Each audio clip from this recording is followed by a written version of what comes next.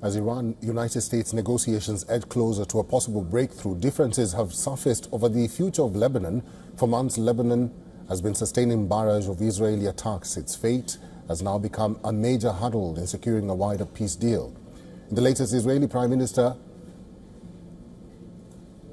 that is Israeli Interior Minister Ben-Gvir, has declared that the Israeli military will continue its presence in southern Lebanon. He has warned that should Iran launch any attack, Lebanon will be hit with full force.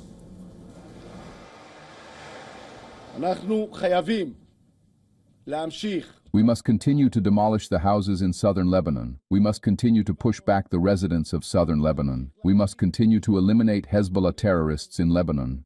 Every fragment or drone, every missile, every shot that is launched, that is fired at us, we must respond to it unequivocally. And yes, also respond in the Nabatiyeh. While Israeli Prime Minister Benjamin Netanyahu has not affirmed or denied the statement, several far-right members of his coalition said Israel would not be bound by the terms of the agreement.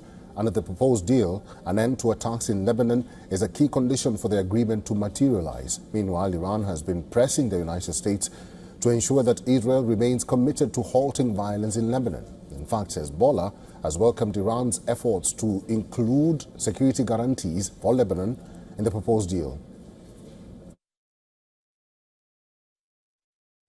The United States must honor its commitments that are based on this understanding it has agreed to.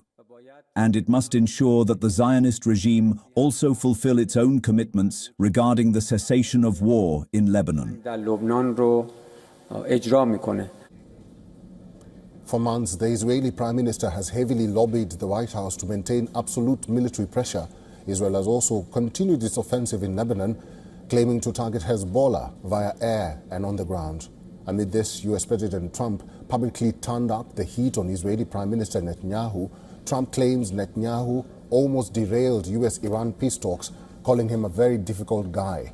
In fact, Trump used expletives at Netanyahu to express his anger for not committing to the deal. Reports indicate that Trump is furious at Netanyahu for recent Israeli military actions, which he believed were intentionally designed to derail negotiations with Tehran.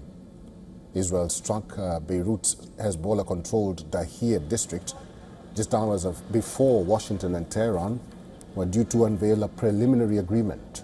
Just as the talks materialized, Lebanese state media said an Israeli strike in the south killed one person. This is the second attack that has been reported since Iran and the United States floated the announcement of reaching a deal.